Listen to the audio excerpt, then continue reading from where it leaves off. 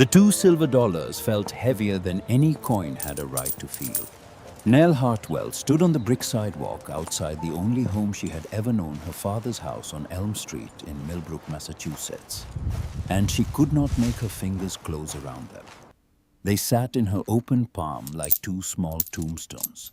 Her stepmother had pressed them there not 5 minutes before, and the woman's hand had been dry and impatient the way a person handles a coin they mean to deliver.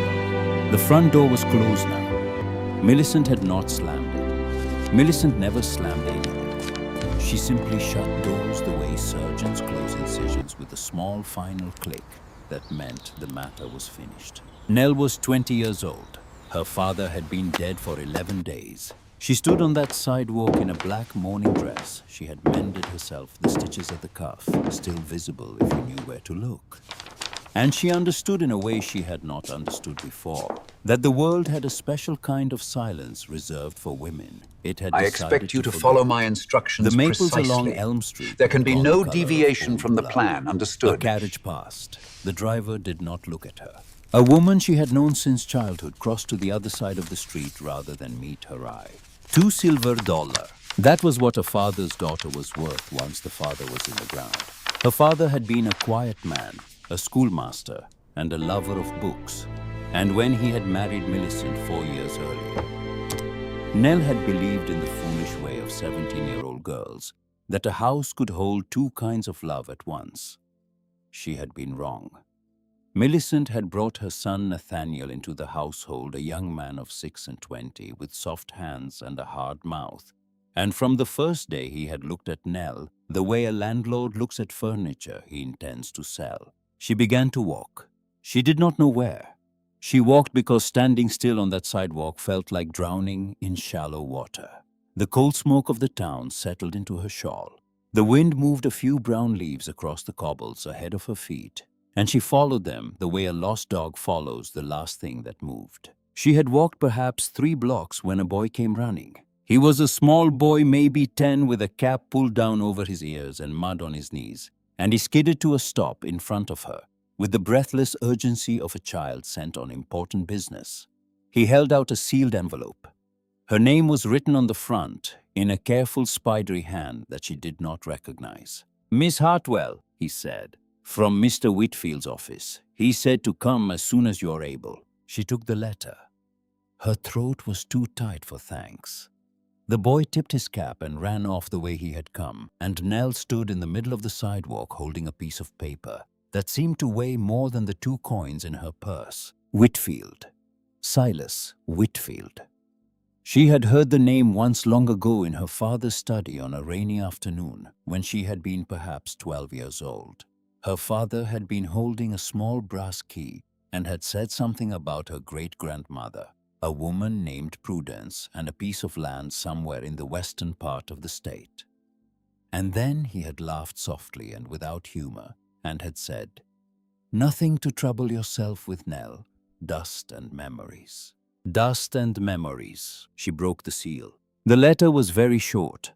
Mr. Whitfield requested the honor of her presence at his office above the haberdashery on 4th Street at her earliest convenience concerning a matter of inheritance. Inheritance. The word sat on the page like a small strange animal she did not know whether to feed or fear. She looked up. The town clock at the end of the street was striking 4.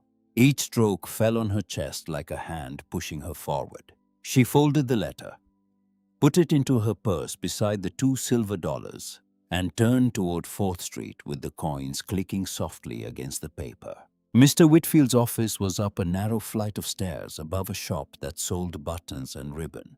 The stairwell smelled of old varnish and pipe tobacco. At the top, there was a door with frosted glass and a small brass plate, and when she knocked, a voice from inside told her to enter. The room was small and warm and orderly, in the way of men who have made their peace with paper. Ledgers stood on shelves. A brass lamp burned even in the afternoon. Behind a desk stacked with documents tied in faded pink ribbon sat Silas Whitfield himself. A man of an age she could not quite fix, with tired, kind eyes behind gold spectacles, and hair that had gone white at the temples, but not on the crown. He rose when she came in. He did not smile, but he inclined his head with a courtesy that felt like the first kindness she had received in days. "Miss Hartwell," he said, "please sit." She sat in the leather chair opposite him. She kept her hands folded in her lap because she did not trust them to be still. "My condolences," he said. "I knew your father, not well, but I respected him. He was a man who read carefully and spoke slowly, and there are not many of those left." She managed to nod. She could not manage to speak. Whitfield studied her for a long moment across the stacks of ledgers. Then he reached into a drawer and drew out a bundle of documents tied with a ribbon that was older and more faded than the others. And he laid the bundle on the desk between them, the way a man lays down a hand of cards he has been holding for a long time. "Miss Hartwell," he said, "I am the executor of an estate that has lain dormant for some years. Your paternal great-grandmother's estate, Prudence Hartwell." The name landed in the small warm room like a stone dropped into still water. Nell felt something ripple outward through her. Some old memory her father had brushed aside some rainy afternoon, and a brass key, and the words dust and memories. She left specific provision in her will. Whitfield continued carefully untying the ribbon. "Provisions that bypassed your father entirely. The property was to pass directly to you upon your coming of age, or upon your father's death, whichever came later. That condition has now been met." He slid a heavy folded deed across the polished desk. The parchment was yellowed at the edges. The ink had faded to the color of dried tea. "She left you her home," he said. "A manor house and its surrounding acreage in the Berkshires, a place called Raven Hollow." Nell looked down at the deed. The name was written across the top in a fine copper plate that must have been beautiful once. Raven Hollow Manor. She did not know the place.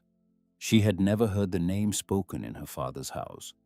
And yet, sitting there in that quiet office with the smell of pipe tobacco and old paper around her, she felt something rise in her chest that she had not felt in 11 days. "A direction." Whitfield was watching her carefully. He had not finished.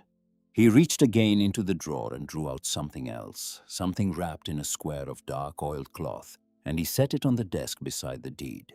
It was heavier than paper. It made a small solid sound against the wood. "There is one more thing," he said. "Your great-grandmother left instructions that this be given to you when the property passed, not before, not to anyone else." He unfolded the cloth. Inside lay a revolver. It was an old percussion pistol, dark with age, its walnut grip worn smooth by a hand that had held it often. The barrel had been oiled recently. Someone had kept it. Someone had waited with it. Nell did not touch it. She only looked at it. And then she saw that there was writing on the side of the barrel, a small line of letters engraved into the steel, and she leaned forward to read them. "A Hartwell woman does not go to a lonely place without justice in her hand." She read it twice. She read it 3 times. Something walked up the back of her neck and settled at the base of her skull. "Mr. Whitfield," she said, and her voice came out steadier than she expected. "Why would my great-grandmother leave me a pistol?" Whitfield did not answer at once. He looked down at the deed. He looked at the small dark shape of the revolver on its oiled cloth.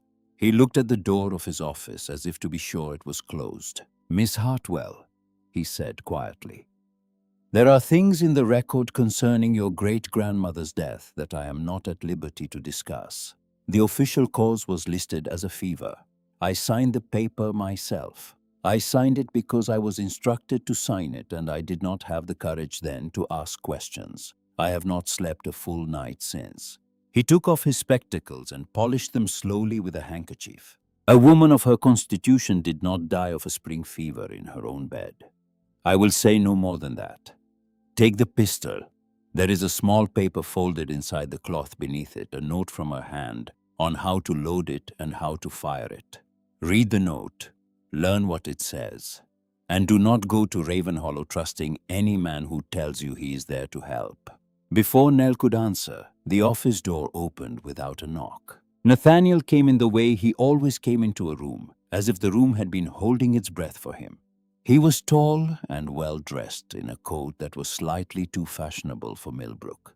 His boots were polished, His hair was combed. His small, clever eyes moved once across the desk over the deed and the oiled cloth and the pistol, and something quick and hungry flickered behind them before he smoothed it away. "Ah," he said, "so this is where the family council has convened." Whitfield's mouth tightened. "Mr. Thorne, this is a private consultation. It's a family matter," Nathaniel said, and he smiled the way he smiled at church wide and empty. He leaned over the desk and squinted down at the deed. "Raven Hollow. Good Lord, that pile is still standing, Nell, my dear. Listen to me. That place is stones and rot. The ground is sour. You would be paying taxes on a ruin for the rest of your life." He straightened. He turned the smile on her. "Take the $2 my mother gave you. Be sensible. Do not saddle yourself with Hartwell's folly." He spat the word folly the way another man might spit tobacco. Nell looked at him. She looked at Whitfield. She looked at the deed on the desk and the pistol beside it, and at the small line of writing on the barrel that said her great-grandmother had known 10 years or 20 years ago that a Hartwell woman would one day need justice in her hand. She stood up. "I will take it," she said. Nathaniel's smile did not move, but something behind it did. "Nell," he said softly, "don't be a fool." "I will take it," she said again. She reached across the desk. She picked up the deed and folded it and put it in her purse beside the letter and the $2 silver. Then she wrapped the pistol back in its oiled cloth and picked that up too, and it was heavier in her hand than she had expected, and heavier still in a way that had nothing to do with weight. She did not look at Nathaniel as she walked past him. She heard him say something else as she went down the stairs, something low and unpleasant, but the words did not reach her. Her ears were full of the sound of a door in her mind that had been closed for a long time and was now very slowly coming open. The news moved through Milbrook the way smoke moves through a house. By evening, everyone had heard. By morning, everyone had an opinion. She was the schoolmaster's daughter, poor thing, who had turned down a decent handout for a haunted pile in the mountains. In the market square, women who had known her since she was small either pitied her aloud or would not meet her eye. Nathaniel found her at the dry goods store. She was buying dried beans and a wedge of hard soap and a small tin of lucifers, counting her coins twice because she could not afford to miscount. He came in with 2 friends, and he stood by the door with his hands in his pockets, and he waited until half the shop was listening before he spoke. "Well, well," he said, "the lady of the manor. Off to live with the crows and the ivy, are we, Nell?" His friends laughed. The shopkeeper did not look up. Nell counted out her coins. She did not turn around. "Don't come crying to us when the roof falls in on your head," he called after her as she left. She did not answer. She walked back to the boarding house where she had taken a room for 2 nights on the last of her small savings. The room was cold. The window overlooked an alley. She sat on the narrow bed and laid the pistol on the quilt beside her and unfolded the small paper her great-grandmother had left inside the cloth. The note was written in the same fine slanted script as the writing on the barrel. It explained in a few careful sentences how to seat the caps, how to hold the grip, how to squeeze rather than pull, how to expect the recoil. Nell read it 3 times.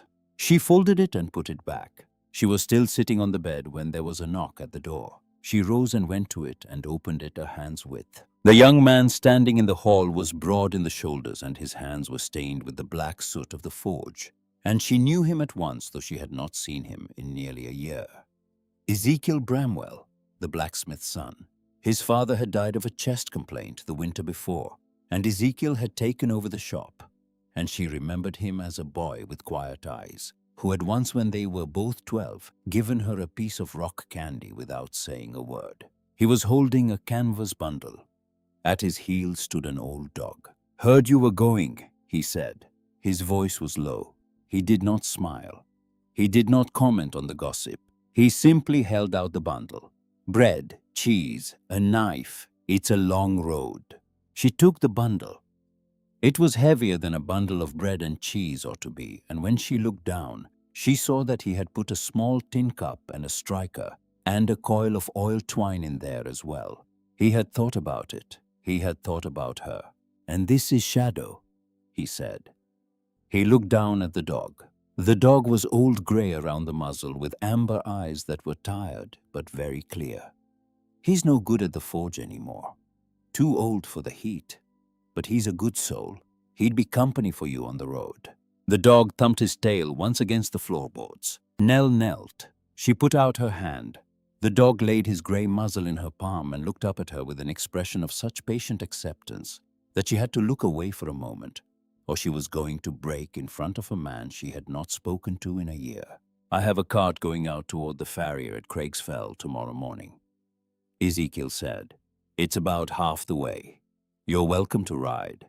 She stood up. "Thank you," she said. It was the only thing she could get out. He nodded once. He tipped his cap. He went back down the hall. The dog stayed. They left before dawn. The town was quiet. The shop fronts dark, and Nell climbed onto the seat of the cart beside Ezekiel, with her carpet bag on her knees, and the pistol wrapped in cloth at the bottom of it, and the old dog lying on a pile of sacks behind her.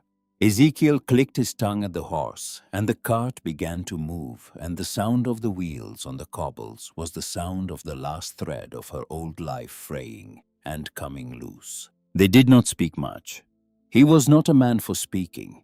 He hummed once some low tune she did not know, and after a while he said without looking at her, "Whatever's up there, whatever you find, you send word to the forge if you need a hand. You understand me? You send word." She said she would. They rode on. The land changed as the morning wore on. The tidy fields around Milbrook gave way to older country stone walls, furred with lichen apple orchards, gone half-wild farmhouses set back from the road with the shutters weathered grey. The road narrowed. The sky grew larger. Somewhere far ahead she could see the blue smudge of the Berkshire standing up out of the land like the shoulders of a sleeping animal. Around mid-morning they passed an old woman. She was working alone at the roadside mending a dry stone wall. She wore a man's felt cap and a heavy shawl, and her face was a map of weather. As the car drew level with her, she stopped. She rested her worn hands on a stone the size of a bread loaf. She looked up. Her eyes were startlingly blue. They fixed on Nell and did not let go. She did not smile. She did not nod. She simply looked. And then she said in a voice like the scrape of dry leaves across a stone step, "A house with good bones waits for a steady hand." She paused. Her blue eyes did not waver. "But Hartwell ground is paid for in blood, girl. Do not trust any man who comes to you carrying the name Thorne." Then she turned back to the wall, fitting the stone into its place, and she did not look up again.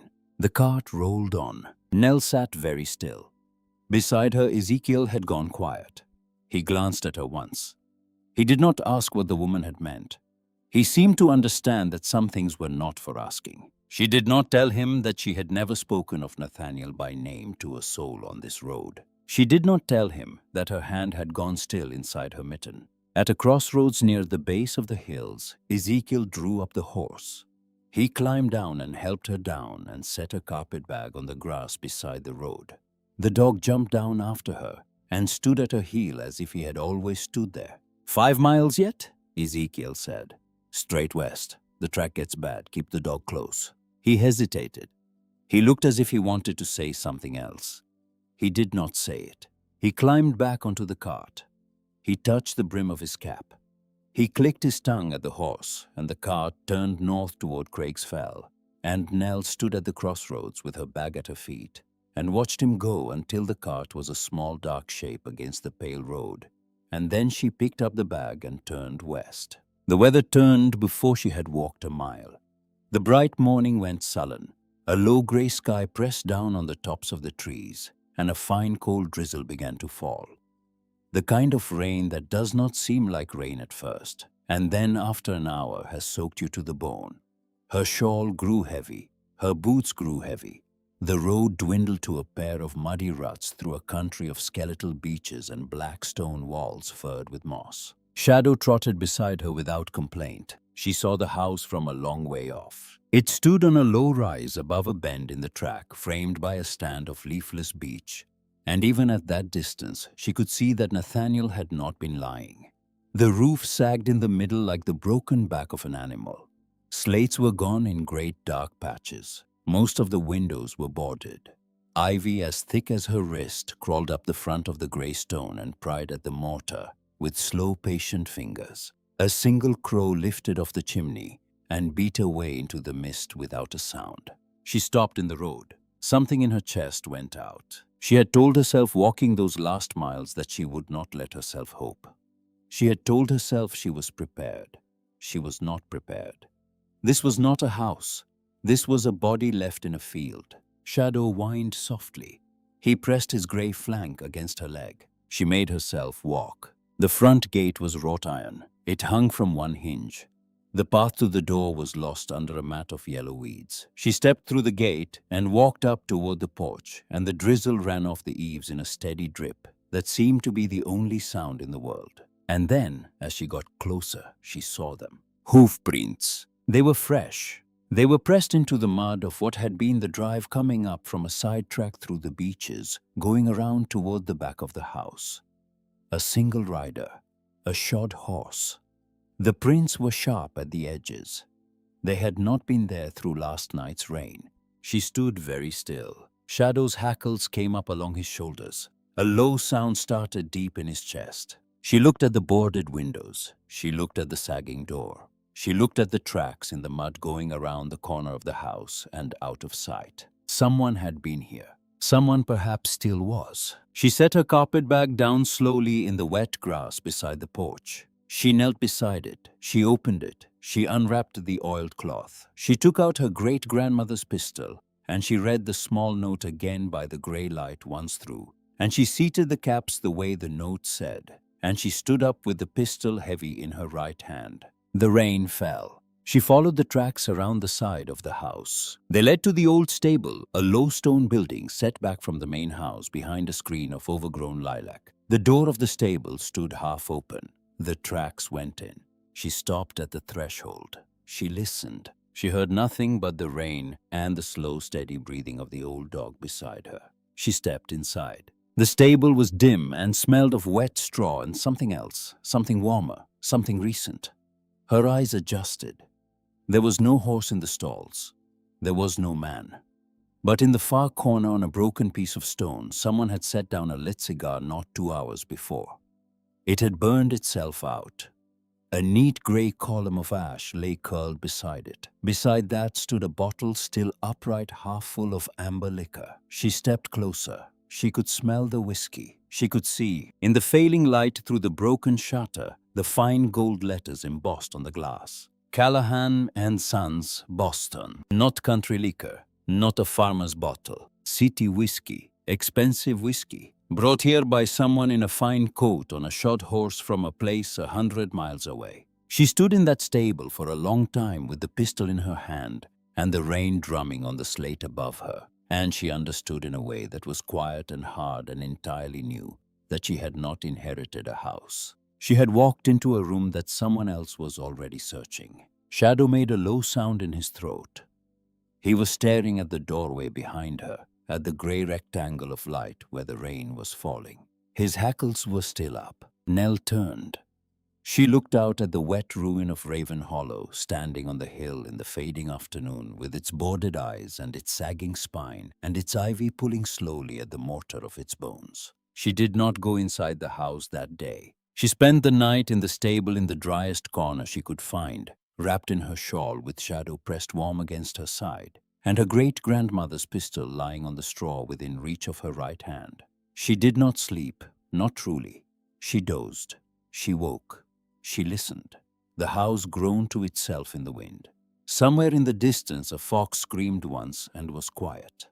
Once, sometime after midnight, she thought she heard footsteps on the far side of the stable wall, slow and deliberate, going around the house. Shadow lifted his head. A growl came up out of him, low and steady. The footsteps stopped. They did not start again. She did not close her eyes for the rest of the night. Dawn came pale and watery. She stood up stiff and hungry. She fed the old dog the last of the bread Ezekiel had given her, and she ate a small piece of cheese herself, and she drank rainwater from the tin cup he had put in the bundle. Then she walked around the house in the grey morning light, and she looked at it for what it was. It was terrible, but it was also very solid. The walls were thick fieldstone laid by a hand that knew stone. The chimneys, for all the tilt of one of them, were massive. The door frames were oak.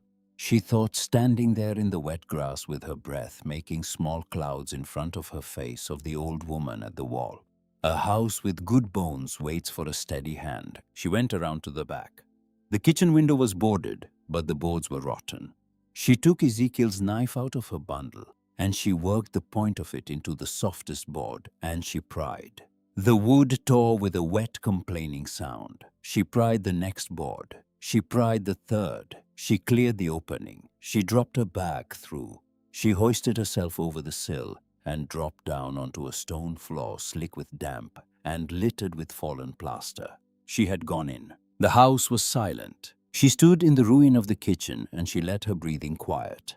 She smelled old ash from a hearth that had not been used in years. She smelled damp stone. She smelled faintly the ghost of dried herbs from some pantry that had been sealed up a long time ago. She smelled too, though it was faint, the smell of a man's tobacco. Not fresh, not from the stable last night. Older than that. Days old, perhaps a week. But there, someone had been inside this house. She lifted the pistol. She whistled softly for Shadow, who had come around to the kitchen window and was now watching her from the sill with his amber eyes. She helped the old dog through. They stood together on the wet flagstones, girl and grey dog, and old iron pistol, and she began slowly and carefully to move through her inheritance, room by room, corridor by corridor. The morning light coming pale through the cracks in the boards and lying in long thin bars on the dust of the floors. The rooms were empty. The furniture was gone, taken years ago. Wallpaper hung from the walls in long curling strips like sunburnt skin. In each room she stopped. She listened. She looked for anything that did not belong. In a small bedroom on the second floor at the top of a staircase whose banister was thick with cobweb, she found what she was looking for. There was a scuff of clean floor near the door, where the dust had been disturbed by a boot. Not her boot. A man's boot larger than hers with a heel. And on a nail sticking out of the door frame at shoulder height, caught and torn a small triangle of dark cloth. She lifted it carefully between her fingers. It was velvet, fine velvet, a deep wine color, the kind of velvet a tailor cut into a waistcoat for a gentleman who bought his cloth in Boston. She stood in the doorway with the scrap of velvet in one hand and the pistol in the other, and she looked down the empty corridor of her great-grandmother's house.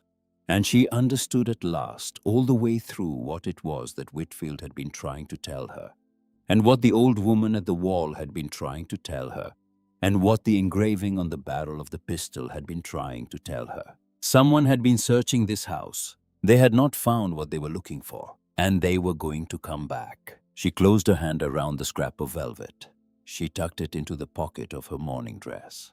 She let out a long, slow breath, and it was not the breath of a girl who had lost her father and been handed $2 silver in the street. It was the breath of a woman who had just come home. She did not go back to the stable that night. She slept in the house. She chose a small room off the kitchen with a hearth that still drew, and a window she could see the drive from, and she cleaned it before she slept in it.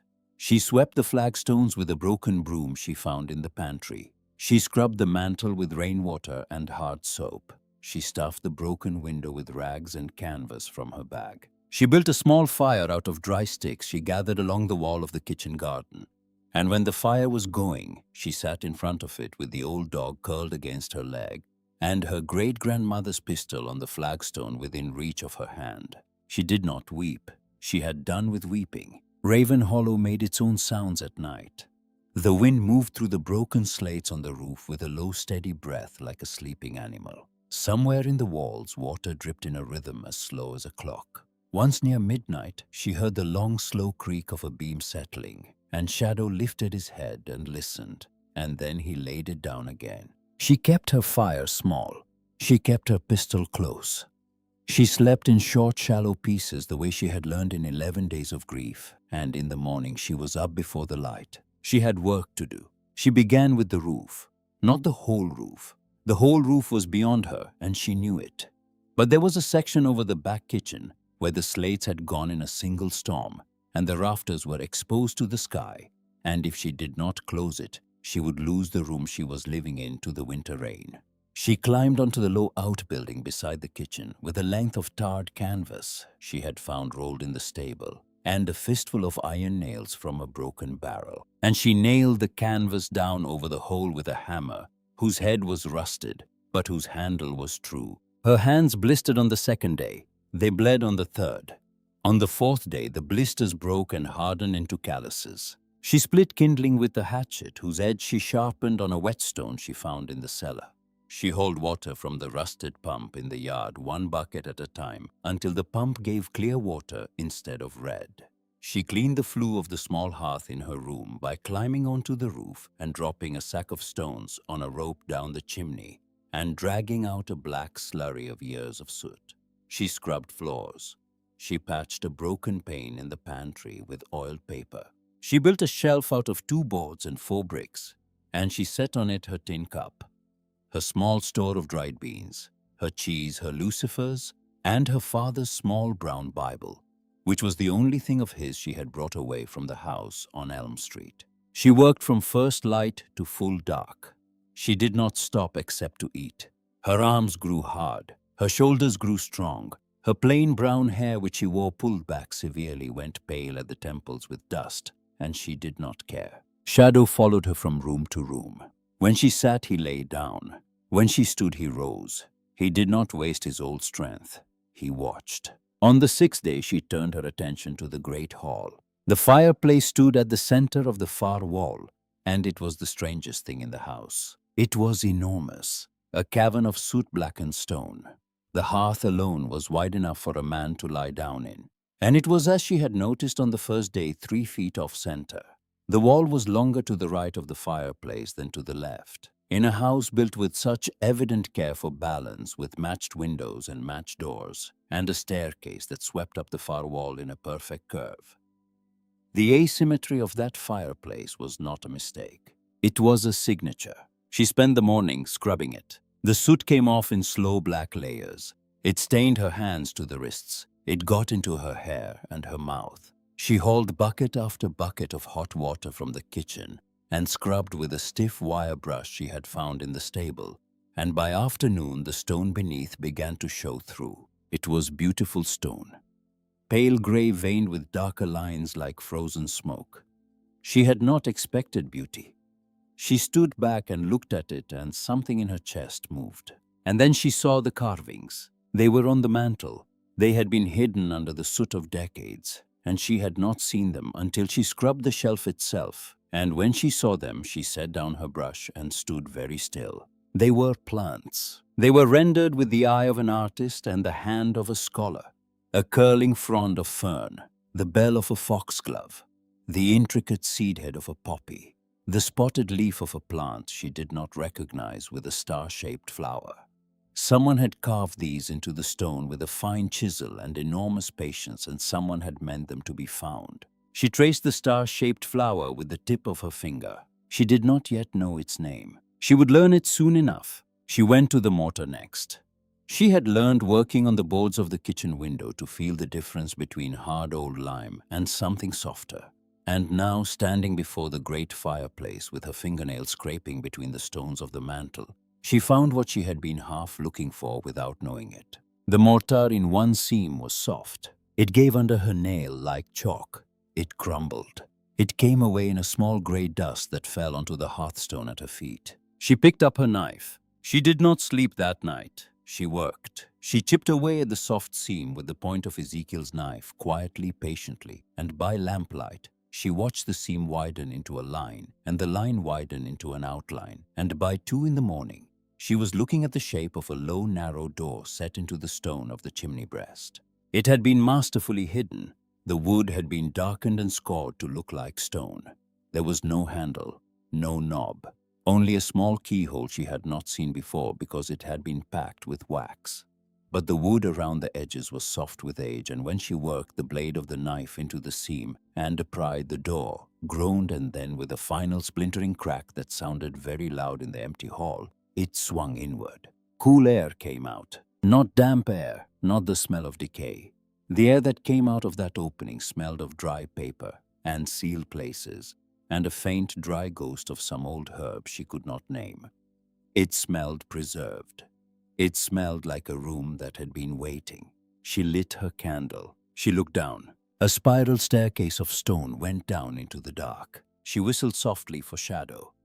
The old dog came up beside her and looked down the stair and did not shy from it. She put her hand on his head.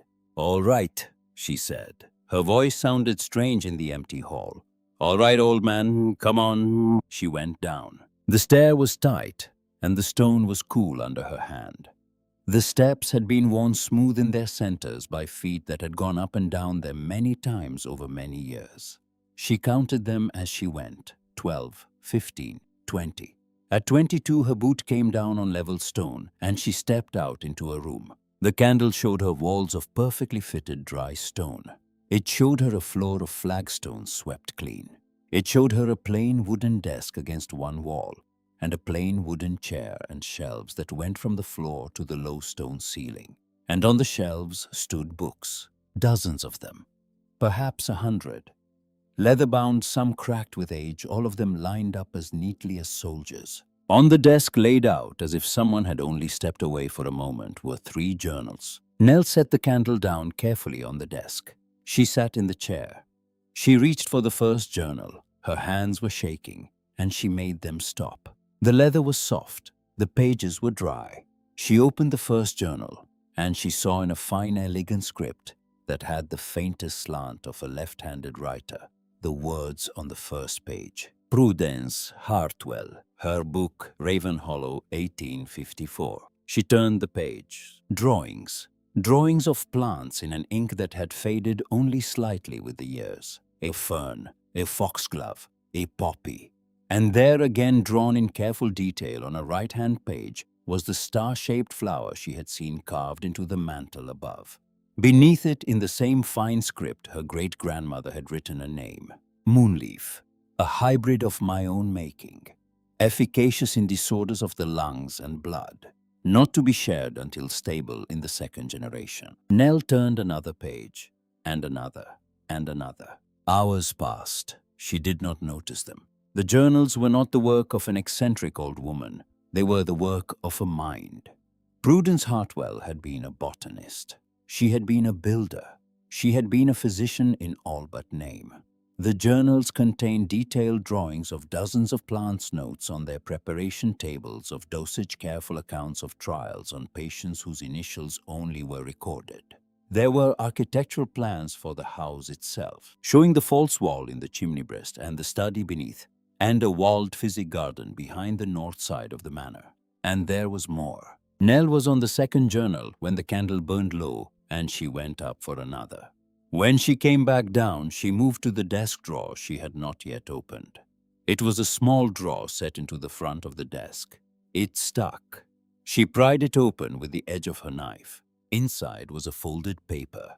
It was newer than the journals. The paper was crisp. The fold was recent. She unfolded it. It was a letter.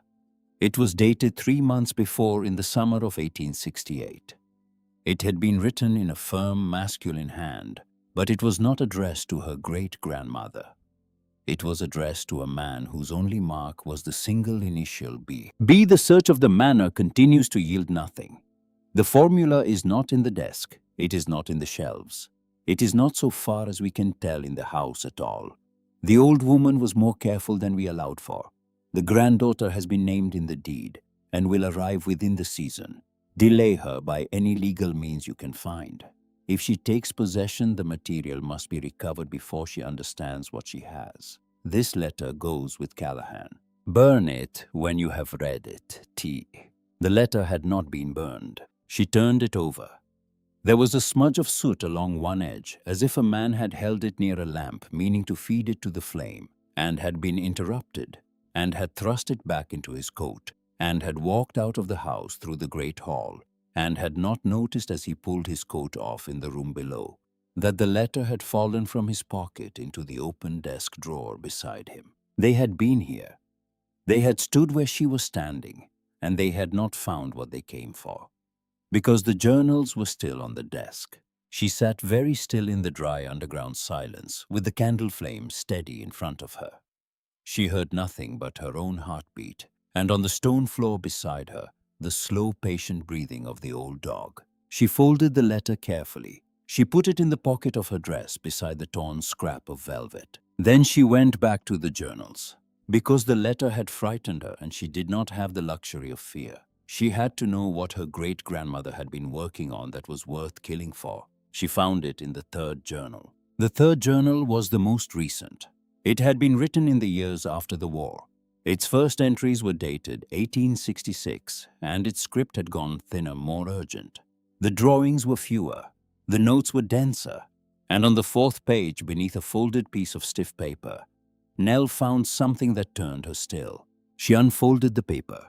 It was a document on official letterhead dated 1864. The heading read, United States Sanitary Commission, Army of the Potomac.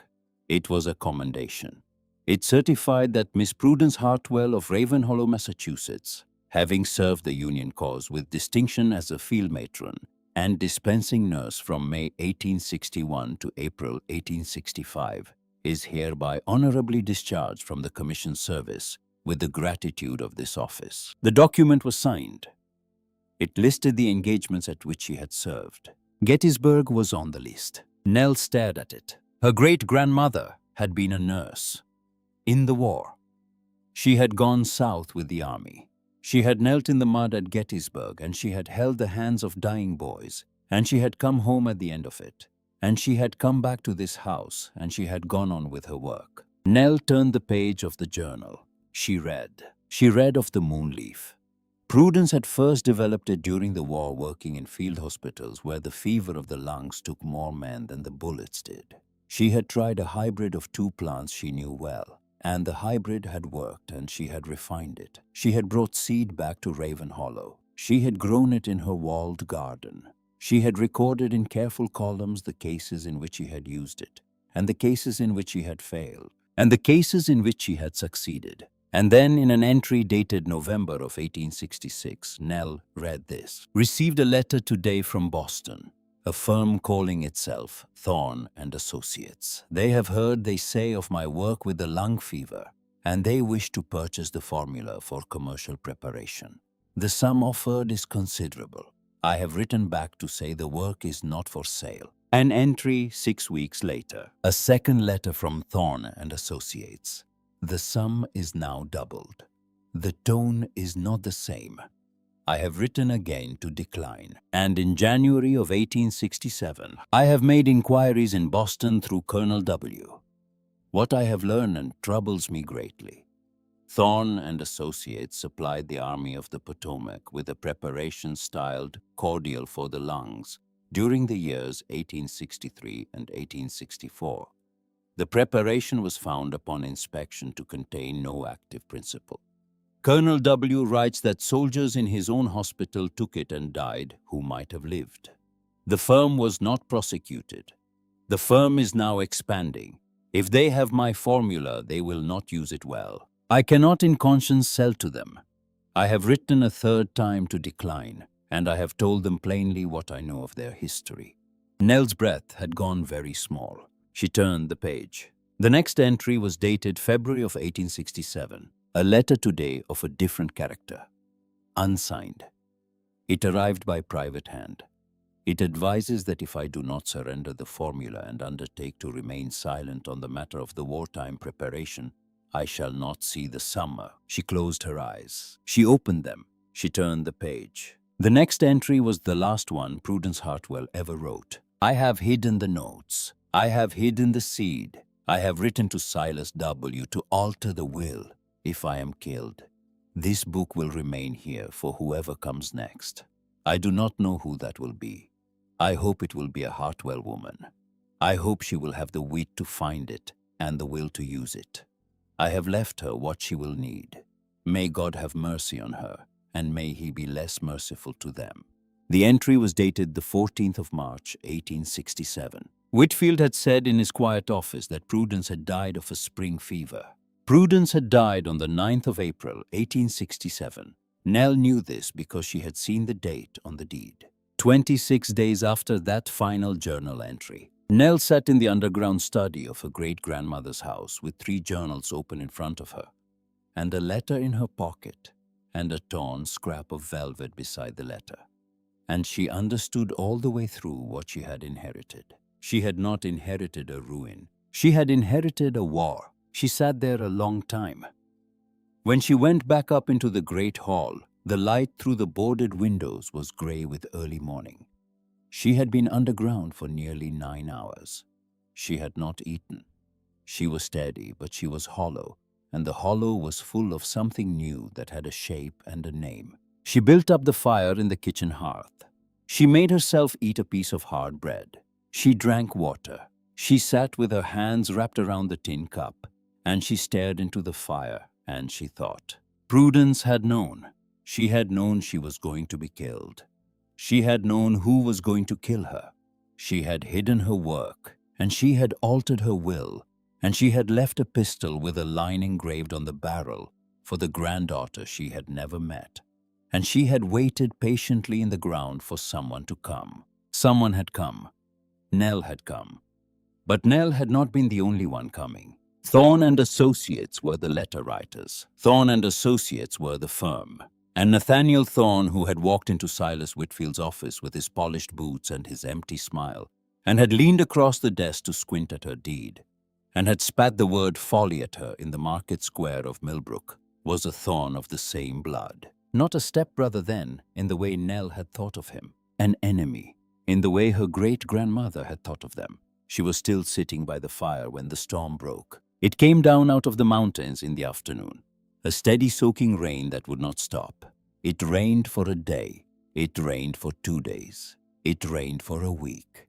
The track down to the road went to yellow mud, and then to a running stream. The kitchen garden filled with standing water.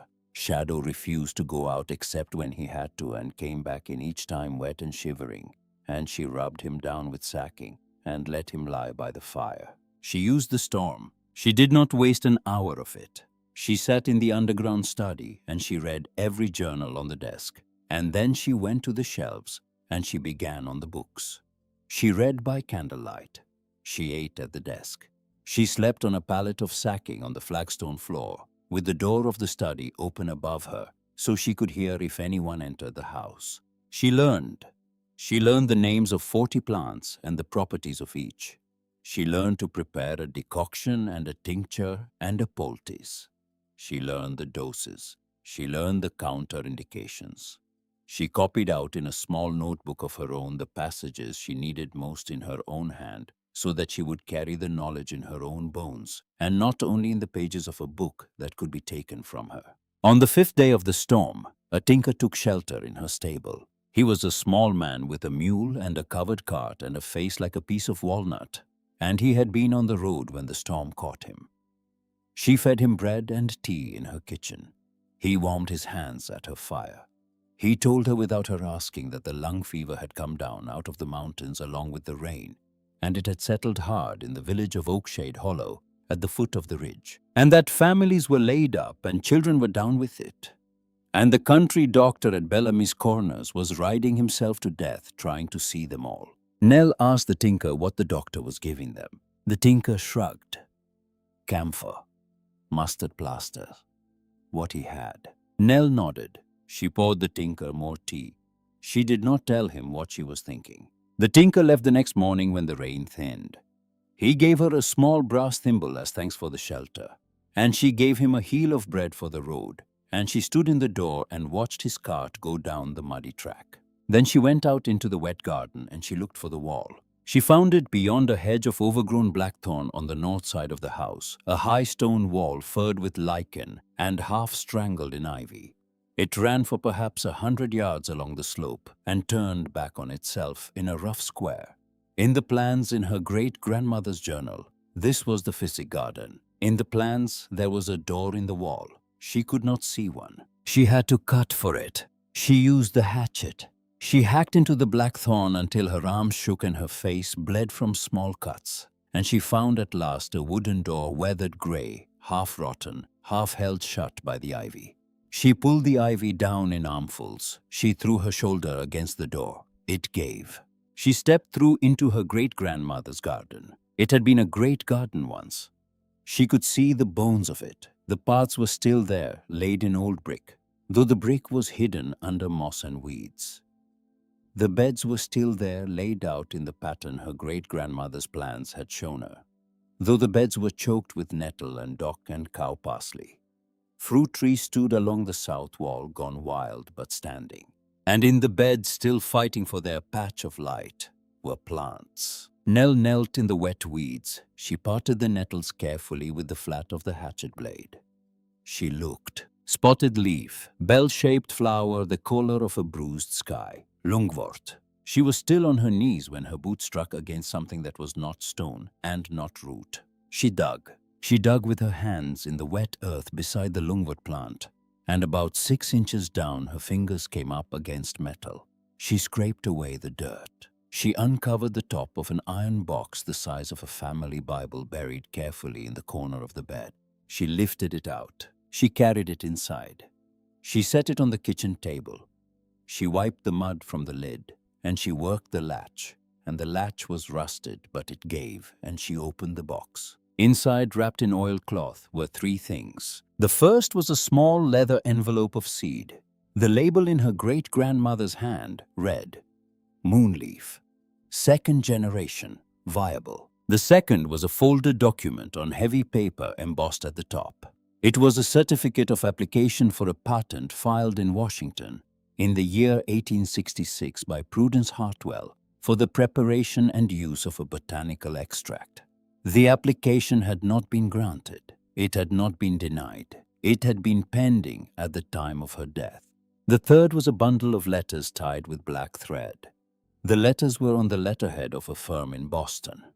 The letterhead read, Thorne and Associates Compounders and Suppliers, established 1859. Nell untied the thread. She read the letters in order.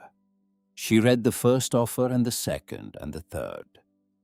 She read the growing anger in the language, and she read the last letter dated the 7th of February, 1867, in which no offer was made at all, but only a single line written in a small, precise hand. If you will not sell, you will not see the summer. She sat at her kitchen table with the letter in her hand, and the fire crackling behind her, and the rain falling steady on the tarred canvas overhead.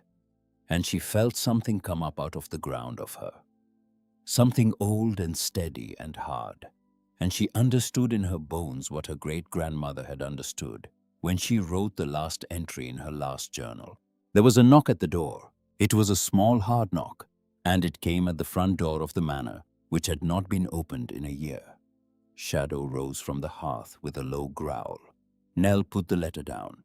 She rose. She took the pistol from where she had left it on the mantel above the small fire.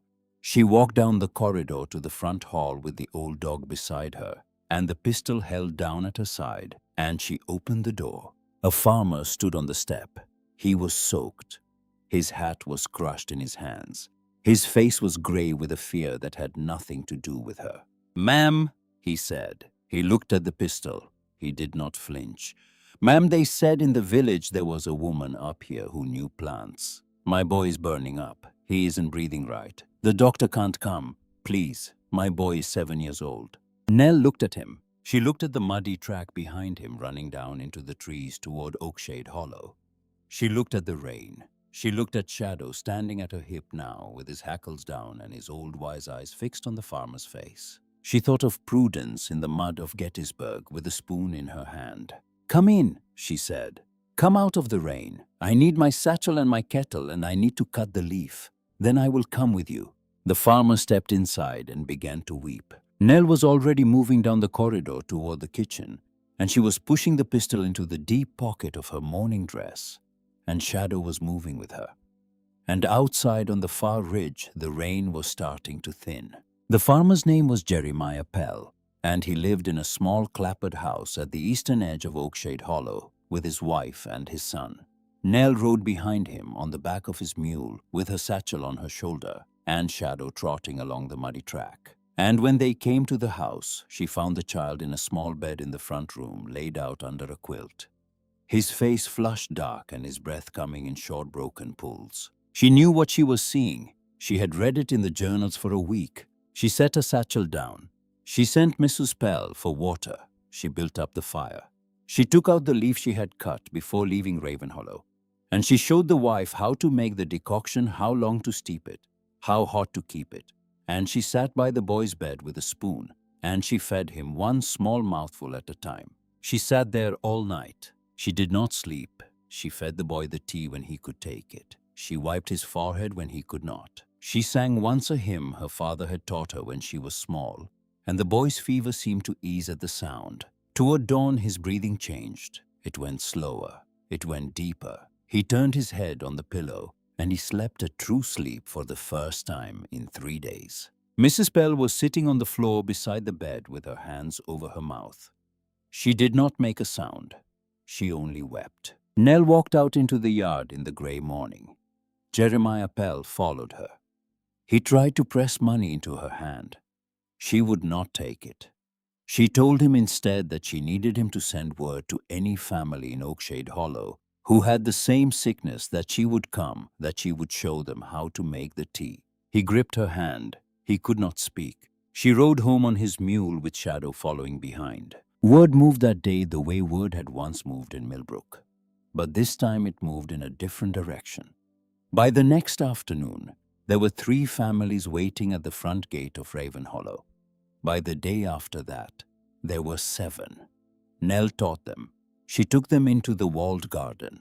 She showed them the lungwort by its spotted leaf. She showed them how to cut, how to dry, how to steep. She sent them home with small paper packets and clear instructions, and the old dog watched from the doorway as they went. She was cutting leaf in the garden on the 4th day when she heard the horse. She stood up. She had the hatchet in her right hand. She wiped her face with the back of her left wrist, and she walked around the side of the house, and there at the gate was a man on a bay horse, a man of perhaps 52, sunburned thin, with the loose, empty sleeve of a coat pinned up at the left elbow where his arm was not. He got down slowly.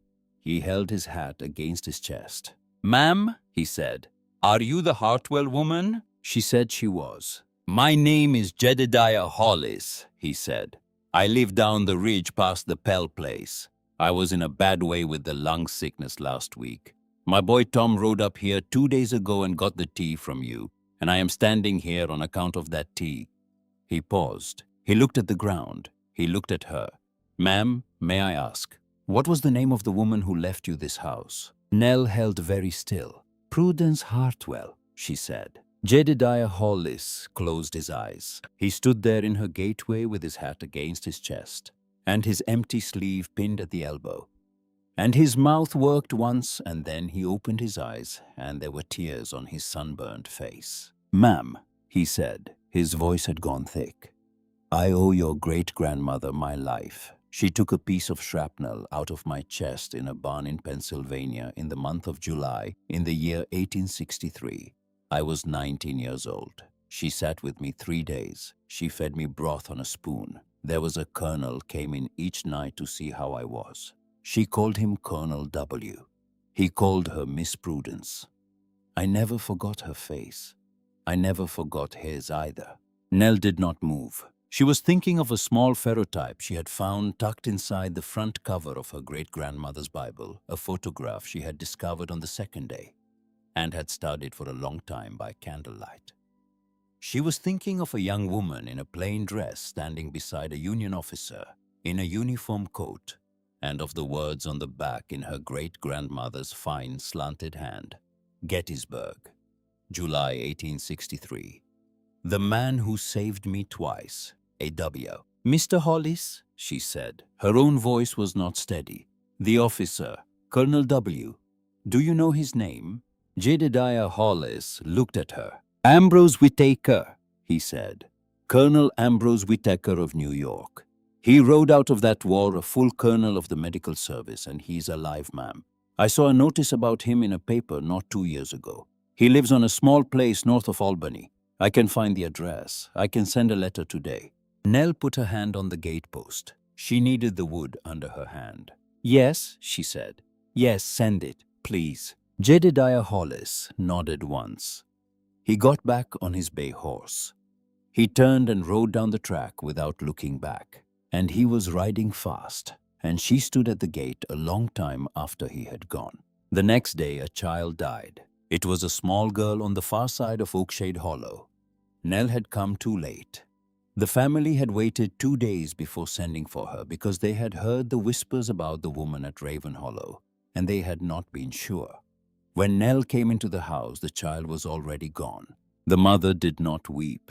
She looked at Nell with the flat, dead eyes of a woman who had held her daughter's hand for 3 nights and knew now what those nights had cost her. Nell knelt beside the bed. She said, "I am sorry. I am so very sorry." The mother said nothing. Nell rode home in the dusk with her satchel across her lap and Shadow trotting behind. She did not go into the house. She sat on the step of the porch with the old dog beside her, and she stared at the darkening trees, and she thought about giving up. She thought about writing to Whitfield and telling him that she could not do this, that she was 20 years old, and she had held a dying child's mother's eyes, and she was not made for it. She thought this for a long time. Then she went inside. She built up the fire. She wrote no letter. She got out the journal, and she read Prudence's account of a boy she had lost at Antietam, and she read the small hard sentence her great-grandmother had written after it. "We do not stop for the ones we lose. We stop for no one, because the next one is coming." Nell closed the journal. She went to bed. The next morning she was up before the light, and she was cutting leaf in the garden when a rider came up the track with a letter from Silas Whitfield. She read it standing in the wet grass. "Miss Hartwell, I write in haste. Mr. Nathaniel Thorne has filed a petition in the county court at Milbrook seeking to set aside the will of Prudence Hartwell on the grounds that you are a young woman of insufficient capacity to administer real property. The hearing is set for the 14th of this month. You will need to be present. I will represent you at no charge. I urge you to bring any evidence of your work at Raven Hollow that you can. S. Whitfield." She stood in the garden with the letter in her hand. She looked at the walled beds. She looked at the manor rising above her out of the mist. She thought of Prudence sitting alone in the underground study, writing the last entry of her last journal. She folded the letter. She put it in her pocket. She went to work. The men came for her 3 nights later. She had been expecting them. Not on that particular night, but eventually. She had been sleeping in her clothes since the letter arrived. She had been keeping the pistol on the flagstone beside her bed. Shadow woke her. He did not bark. He rose from the hearth, and he stood in the middle of the kitchen floor, and he made a low sound down in his chest, and Nell was on her feet before she was fully awake. She took the pistol. She moved to the doorway of the great hall. She heard them. They were on the far side of the hall near the fireplace. They had come in through the front door which they had forced. She could hear their boots on the flagstones. She could hear one of them breathing hard. She could hear the other one strike a lucifer, and the small flare of it lit up the hall for a moment, and she saw them. 2 men, big men, not gentlemen, hired. They were standing in front of the fireplace. They had a lantern. They were looking at the mantel. They were looking for the door. Nell stepped out into the hall. She raised the pistol. She thumbed back the hammer, and the click of it in the empty hall was the loudest sound in the world. Her hand was not steady. She made it steady. She braced her left palm under the grip the way her great-grandmother's note had told her to, and she planted her feet and she squared her shoulders against the recoil she knew was coming. "Get out of my house," she said. The 2 men turned. The one nearer to her, the one with the lantern, opened his mouth to say something. She did not let him. She fired once high into the beam above the fireplace. The flash of the powder lit the hall like lightning. The report was enormous, and her arm jumped with the kick of it, and the barrel came up and off the mark. But the ball had already gone where she meant it to go. Plaster came down in a rain of chalk. Shadow was already moving. The old dog crossed the flagstones in 3 long silent strides, and he took the second man by the wrist, and he did not let go. The man screamed. The one with the lantern dropped it. It broke on the floor, and the oil ran out and caught. And for a moment there was a small pool of blue flame at his feet. And in the light of it, Nell saw his face very clearly. A hard face. A city face. Not a face from any village she knew. Out, she said. She was thumbing back the hammer again. Her hand was shaking now, but the pistol was still up. They went. Shadow released the second man's wrist, and the second man ran, holding his arm to his chest. And the one with the broken lantern ran after him. And they went out through the front door. They had forced and away down the drive on foot. And Nell heard some distance off the sound of two horses being untied in a hurry and ridden hard down the track. She stood in the doorway with the pistol still raised until she could no longer hear the hooves. Then she went and stamped out the little pool of burning oil on the flagstones. Shadow came to her side. She put her hand on his grey head. "Good dog," she said. Her voice shook only a little. "Good old dog." She found the card near the front door where one of them had dropped it. A calling card printed on stiff cream paper. It read in fine dark letters, "Thorne and Associates, Compounders and Suppliers, Boston, Massachusetts." She held it in the light of her candle. She looked at it a long time. Then she put it in her pocket with the other papers. She did not sleep the rest of that night. She sat by the kitchen fire with the pistol reloaded and the old dog at her feet, and she watched the door until the light came up outside. At mid-morning, she heard another horse. She was in the kitchen. She took the pistol. She went to the front door and she opened it a hand's width. There was a man at her gate. He had dismounted. He was standing beside a tall grey horse, and he had one hand on the horse's bridle and his hat in the other hand. He was very tall. His hair was iron grey, and he wore it cut short in the way of an old soldier. He wore a long dark coat that had seen a great many miles. His face was weathered and lean, and the color of walnut. And he stood the way men stand who have stood in ranks for a long time straight with his weight even on both feet. He was old. She saw that at once, 68 perhaps, but he was not a spent man. He saw her in the doorway. He inclined his head. He did not move to come in. "Miss Hartwell," he said. His voice was low and dry and steady. "My name is Ambrose Whitaker. I served with your great-grandmother in the war. Mr. Jedediah Hollis wrote to me 9 days ago. I rode out the next morning." Nell did not lower the pistol at once. He saw it. He did not react to it. He waited, standing in her gateway with his horse at his shoulder and his hat in his hand. "You are the man in the photograph," she said. "I am," he said. She lowered the pistol. She came out onto the porch. He walked up the path toward her, and Shadow stepped out to meet him halfway, and the old dog stood in front of him and lifted his grey head and looked at him. Ambrose Whitaker stopped. He held out one hand, palm down. Shadow stepped forward and put his muzzle against the man's fingers, and something in Whitaker's face changed only a very little, and he said softly, "You are a good dog, sir." Then he came the rest of the way up the walk. She brought him into the kitchen. She made him coffee. He sat at her table with his hat on the bench beside him, and he looked around at what she had done. He looked at the swept flagstones and the patched window and the small orderly shelf. He looked at the doorway of the room that led to the great hall. He said, "You have been holding this house together with your hands." She said, "Yes." He said, "Tell me what has happened." She told him. She told him all of it, from the $2 silver on the sidewalk in Milbrook to the men in the great hall the night before. She showed him the journals. She showed him the letter she had found in the drawer. She showed him the calling card. She showed him the iron box from the garden and the last unsigned letter of February 1867. He read the last letter twice. Then he set it down on the table, and he put his hands flat on either side of it, and he closed his eyes for a long moment. When he opened them, he said, "I have been carrying a satchel from New York, Miss Hartwell. I did not know until now what would be in it that mattered. But I will tell you now." He rose. He went out to his saddlebag. He came back with an old leather portfolio worn soft at the corners, and he set it on the table, and he opened it. Inside were 3 things: a journal bound in field-worn canvas, a packet of letters, and a small government document with a red seal. "This forms that it," he said, "is the war journal I kept from May of 1861 to April of 1865. I recorded in it every supply that came through my hospital service. I recorded in the winter of 1863 and the spring of 1864 that a firm out of Boston styling itself Thorne and Associates supplied us with a preparation they called cordial for the lungs.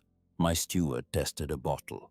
It contained sugar water and a small quantity of alcohol, nothing else. I filed a complaint. The complaint was not acted upon. I filed a second complaint. It too was not acted upon. Prudence Hartwell was working in my hospital that winter. She read the complaint. She swore then that she would not rest until the firm was answerable. He put his hand flat on the canvas cover of the journal. They killed her for that oath, he said. I believe it. I have believed it since the day I read the notice of her death in a New York paper. I could not prove it. I did not know where the proof would come from. I know now. It has come from her hand and yours. Nell sat very still. Colonel, she said. He looked at her. I'm not asking you to fight this for me, she said. I want to say that plainly. This is my house. This is my great-grandmother's work.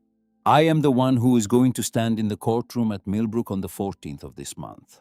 I'm asking you to stand behind me as a witness, only as a witness, because I do not think a Hartwell woman ought to stand in that courtroom without one. Ambrose Whitaker looked at her a long moment. Then he stood up. He inclined his head to her the small formal bow of an old officer. Miss Hartwell, he said, it will be my honor. They were joined that afternoon by Reverend Obadiah Caldwell, who rode up from Oakshade Hollow, having heard from Jeremiah Pell that a colonel had come to Raven Hollow. He was a soft-spoken man with tired eyes, and he sat in Nell's kitchen, and he told her in a voice that shook and did not stop shaking, that he had known Prudence Hartwell for 30 years, that he had suspected the truth of her death from the day it happened, and that he had said nothing at the time because he had been afraid. I have carried it for 18 months, child, he said. I will carry it no longer. I will testify at the hearing. I will testify to what she told me in the last week of her life when she came down to the church at dusk and asked me to hold a sealed letter for her and to give it to the sheriff if she should die suddenly. I did not give it to the sheriff. I gave it back to her family, and her family was your father, and he told me he did not wish to read what was in it. I have that letter. Miss Hartwell, it is still sealed. I have brought it to you. He set it on the table. Nell looked at it for a long time before she picked it up. It was a plain envelope, yellowed at the edges, sealed with a small drop of dark wax. She turned it over in her hands. She did not open it that night. She did not need to. She knew without opening it what would be in it. She put it in the drawer of the kitchen sideboard with the other papers. She would open it at the hearing in front of a judge and not before.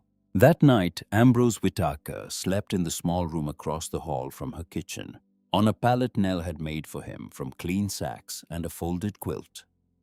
Reverend Caldwell rode back to Oakshade Hollow with a promise to return in a week. Nell sat by her fire long after the colonel had gone to sleep. Shadow lay at her feet. She thought about her stepmother. She had not thought about Millicent in weeks. She had not thought about the house on Elm Street or the $2 silver or the closed front door. She thought about them now, and she found that the thinking did not hurt her the way it once had. Millicent had shut a door, that was all. Nell had walked through another one. She thought about Nathaniel too, sitting somewhere in a warm room in Milbrook or Boston, drafting a petition to the county court, believing that a Hartwell woman in a derelict house on a ridge could be pushed off her ground with a piece of paper. He did not know yet that she had a colonel of the Union Medical Service asleep in her spare room. He did not know yet that she had a country vicar prepared to testify. He did not know yet that Prudence Hartwell had left her granddaughter every weapon she needed and had taught her through 18 months of patient waiting in the ground how to use them. He would learn. He would learn soon. Nell put her hand on Shadow's head. The old dog opened his eyes and looked at her and closed them again. She sat there by the fire until the small hours of the morning, and then she rose and went to bed, and she slept a full night's sleep for the first time since her father had died. And in the morning she was up before the light. and there was work to do. The week before the hearing was the longest week of Nell's life and also the steadiest. Ambrose Whitaker stayed. He did not ask if he might. He took over the small room across from her kitchen, and he made himself useful in the small, quiet ways of an old soldier who had lived a long time alone. He mended the front gate. He rehung the door of the great hall on its hinges. He split a week's kindling in an afternoon, working slowly with the axe in his one good rhythm, and when Nell tried to take the axe from him, he only looked at her with something dry in his eyes and said, "Miss Hartwell, let a man be useful." She let him. They did not talk much. They did not need to. In the evenings, she read aloud from Prudence's third journal by the fire, and he listened, and sometimes he would say quietly, "I remember that winter," or "That was in the barn at Sharpsburg," and Nell would mark the page and go on. On the third evening, he said without looking up, "She spoke of you once." Nell stopped reading. "She did not know you yet," he said. "You had not been born. But she said to me one night in a tent outside Fredericksburg that she believed her line would come to a woman in the end.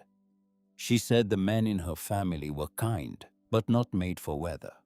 She said the weather would come to a daughter, and the daughter would have to stand in it."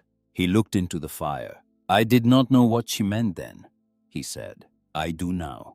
Nell did not answer. She could not. She went back to reading. Her voice was steady. Her hands on the page were not. Reverend Caldwell came back on the fifth day with a small satchel of his own and a face that had aged in a week. He had spent the intervening days in prayer, he said, and in going through his own papers, and he had found two more things that mattered. He had found the note Prudence had sent him the week before her death in her own hand, asking him to come up to Raven Hollow at once. He had found the entry in his own visitation book, recording that he had gone up the next morning and had found her already ill and unable to speak. "She was poisoned before I could reach her," he said. His voice was very quiet. "I understood it that morning. I did not have the courage to say it that morning. I say it now." He laid the note and the visitation book on Nell's kitchen table, beside the sealed letter he had already given her. Nell put her hand on his. She did not say anything. She did not need to. On the seventh day, a boy rode up the track with a message from a place called Cambridge. Nell had not been expecting a message from Cambridge. She had not written to Cambridge. But Ambrose Whitaker had on the second day of his stay without telling her. He had sent a letter down to a man he had known at the Sanitary Commission, a botanist who had gone to teach at Harvard after the war.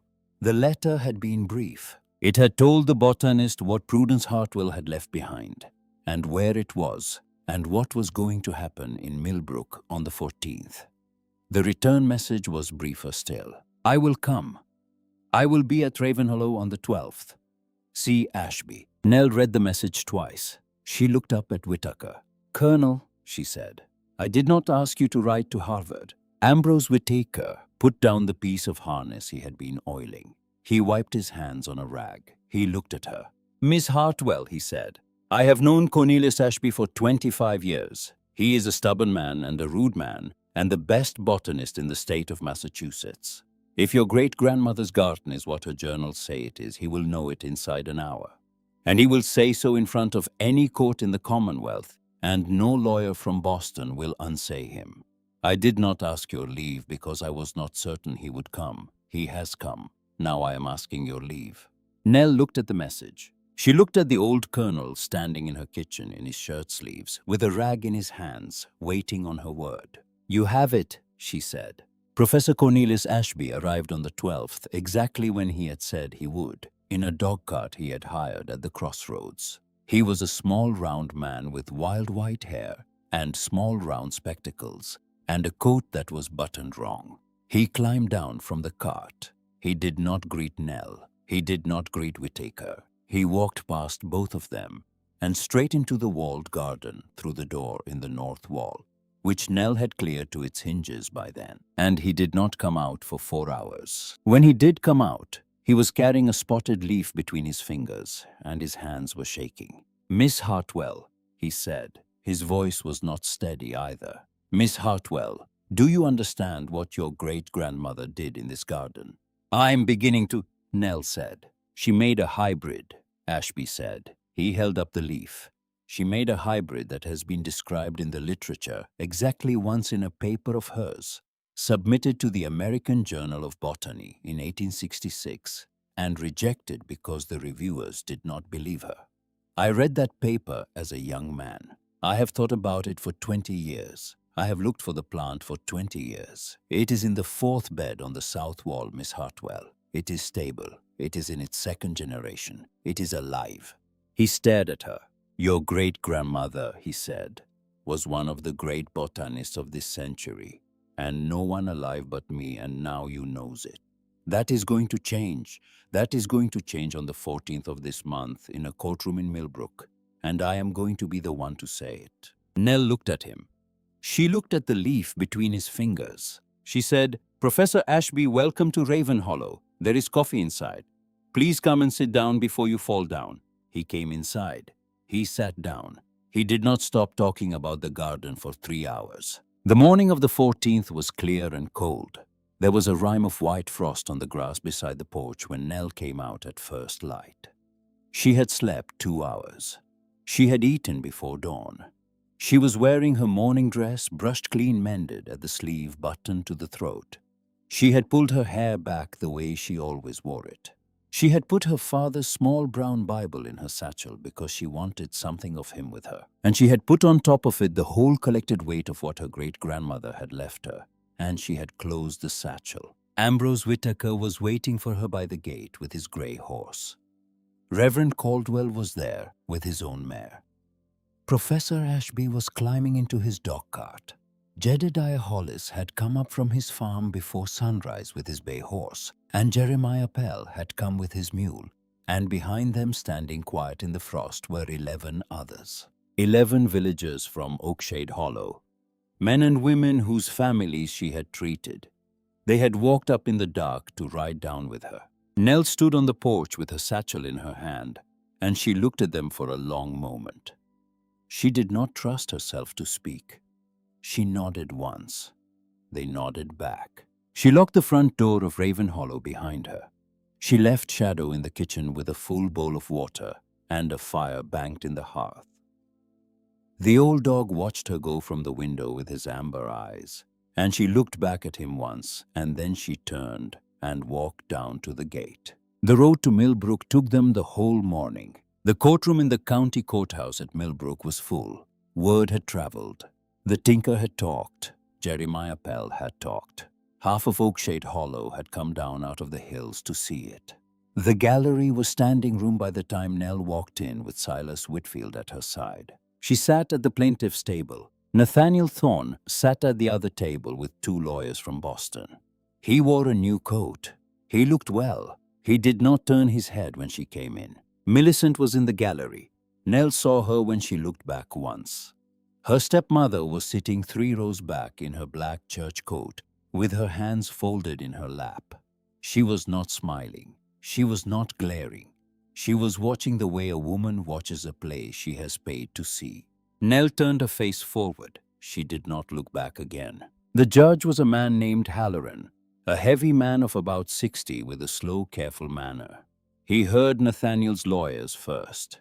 They spoke at length about Nell's youth, her sex, her lack of business experience, the derelict condition of the property, the burden of taxes, the interest of the family in a stable disposition of the estate.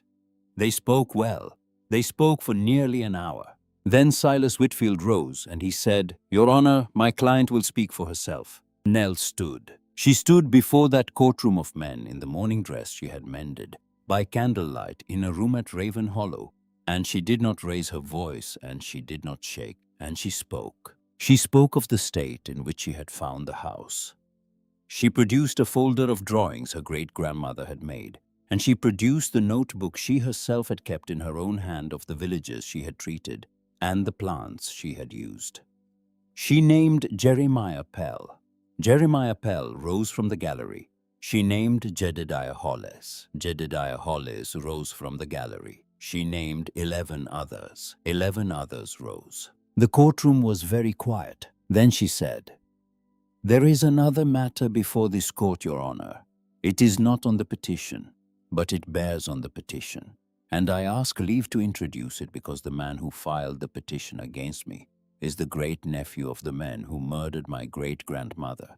He has filed the petition in order to obtain quietly and by way of the court what those men could not obtain by other means. The courtroom did not stay quiet. The judge struck his gavel once. He waited. He said, "Miss Hartwell, those are very serious statements.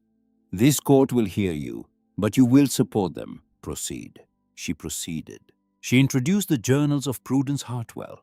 She introduced the letter she had found in the underground study, the letter written that summer and dropped by the man who had searched the house. She introduced the certificate of Prudence's honorable discharge from the United States Sanitary Commission. She introduced the patent application. She introduced the bundle of letters from Thorne and Associates in order, and she read the last one aloud in a courtroom that had gone perfectly still. "If you will not sell, you will not see the summer." She introduced the calling card left by the men who had broken into her house on the night of the 11th. She introduced the sealed letter that Reverend Caldwell had held for 18 months, and she asked the court's leave to have it opened for the first time in the presence of the court on the record. The court granted the leave. The clerk broke the seal. He read the letter aloud. The letter was in Prudence Hartwell's hand. It named Thorne and Associates. It named the threat. It named the reason for the threat. It asked that if she should die, an inquiry be made into the manner of her death. Reverend Caldwell rose from the gallery. He testified to how the letter had come into his hands, and what he had done with it, and what he had failed to do. He wept once. He did not stop. Then Colonel Ambrose Whitaker rose from the gallery. He came forward. He stood before the bench with his hat in his hand, and he was sworn, and he laid his war journal on the clerk's table, and he testified. He testified for 40 minutes. He testified to the fraud. He testified to the deaths. He testified to Prudence Hartwell's role in exposing it and to her oath. He testified to the complaints he himself had filed and to their being ignored and to the names of the officers who had ignored them. He did not raise his voice. He did not need to. His voice carried the way an old bell carries, and every man in that courtroom sat forward to hear it. When he stepped down, the courtroom was very still. Professor Cornelius Ashby was sworn next. He testified in a rapid, precise, delighted lecture on the botanical significance of the walled garden at Raven Hollow, on the rejected paper of 1866, and on the stability of the moonleaf hybrid he had held in his hand 2 days before. He named the plant. He named the woman who had made it. He said at the end, "Your Honor, this court is being asked to remove from the possession of Eleanor Hartwell a property of national scientific importance, and to transfer it to the great-nephew of the men who murdered its creator. I have testified before this court because I have thought it was my duty. I am done." He sat down. The judge sat for a long moment with his hands folded in front of him. He looked at Nathaniel Thorne. He said, "Mr. Thorne, this court is not the venue for the criminal matters raised by the testimony now on the record. That is the venue of the county attorney, and I will have a message on his desk before I leave this bench. But this court is the venue for the disposition of your petition. Your petition is denied. The estate of Prudence Hartwell will remain as she directed with Miss Eleanor Hartwell. This court is adjourned." Nathaniel Thorne stood up. He opened his mouth. He closed it. He turned once before his lawyers gathered him. He turned and he looked at Nell across the courtroom.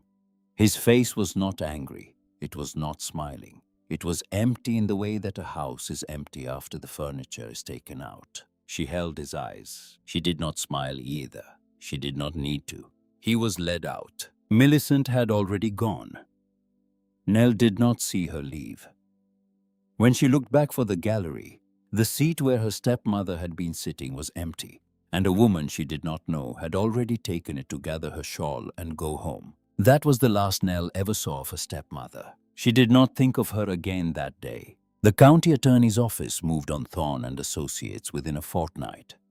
The firm was indicted the following month. The indictment named 3 men by name and 4 more as unindicted co-conspirators. and it opened a formal inquiry into the death of Prudence Hartwell of Raven Hollow, Massachusetts, on the 9th of April, 1867. The inquiry took 8 months. It concluded that Prudence Hartwell had been poisoned. It named the man who had brought the poison to her door.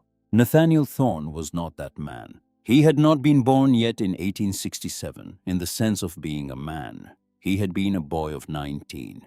But he had been the family's instrument in Milbrook, and he had known what he was doing.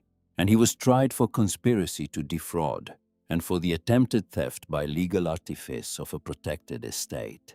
He was sentenced to 7 years. He came to Raven Hollow once before he was taken to serve his sentence. It was a cold morning in the early spring of 1869. Nell was pruning the fruit trees along the south wall of the garden. She heard the gate. She turned. He was standing in the drive alone. He had walked up from the crossroads. He had no horse. His coat was thinner than the last coat she had seen him in. His boots were not new. He did not come through the gate. He stood there, and he looked at her across the frozen grass. He did not smile the empty smile. He did not spit the word folly. He said nothing at all. His hands were at his sides. She did not move toward him. She did not raise her voice.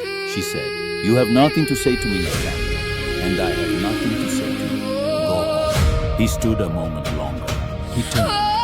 He walked back down the drive. She watched him go until he was out of sight in the reaches. Then she went back to her plea.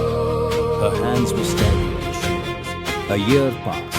The season turned. Raven Hollow was not made grand. Peace was waiting there. It was made I whole. thought The roof was mended. The windows were glazed. The garden was clear and set in order along the lines. So I spent years fighting the Professor Ashby mountains, came out from cursing Cambridge every and winding in road, summer. never he wrote a seeing monograph that about the Prudence struggle Hartwell's work, was the published thing in the that Proceedings made of the me Botanical grow. Society. The eagle learns within the wind, the oak grows strong beneath the snow, and every soul A small granite stone was placed at the head of the harder paths may go.